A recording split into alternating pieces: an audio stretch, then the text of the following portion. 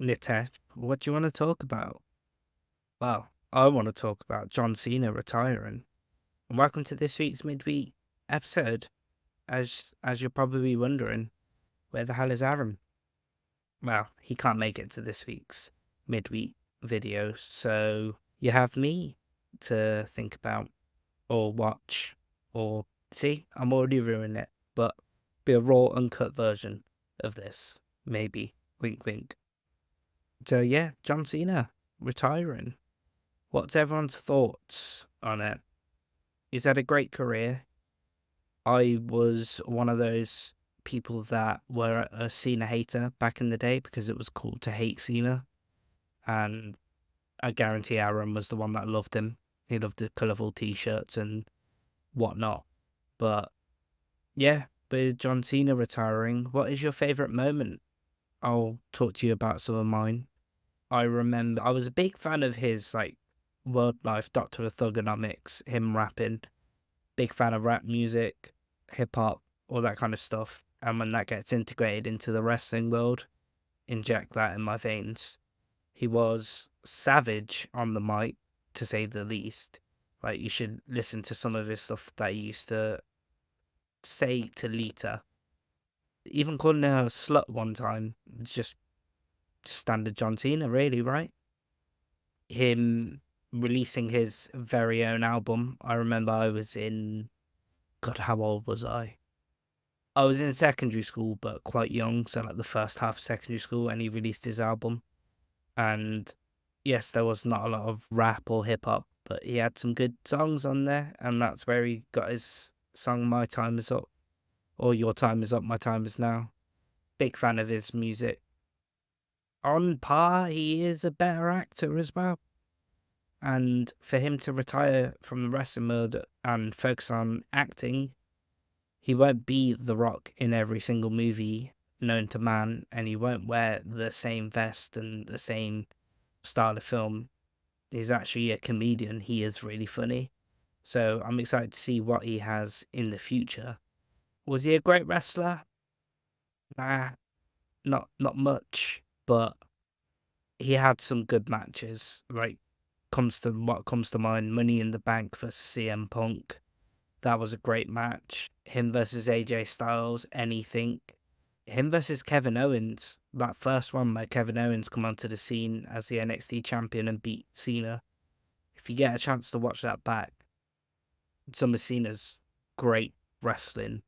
When he was doing his United States Championship Open, he'd have some bangers of matches, and he was just he turned into that role of what sort of legends do, and that's make your sort of younger guys or guys that haven't had much TV time, wink wink at Chris Jericho, and produce some great wrestling. Like I said, big fan of that. Some of his early work as well, his feud with Carlito when Carlito first come on the stage. So John Cena was the United States champion with the little spinner wheel thing. Carlito came, knocked him out with John Cena's like padlock necklace, and won the United States Championship in, I want to say, his debut. It's been a very long time, but he beat him. Carlito beat John Cena when he was first introduced to the wrestling world. Cena versus The Rock. I hated the match, but the build-up was great. Just listen to some of Cena promos. John Cena promos has a ranking of its own as well. He's just had a great career, and if you are a wrestling fan, you have to respect it. I know I do.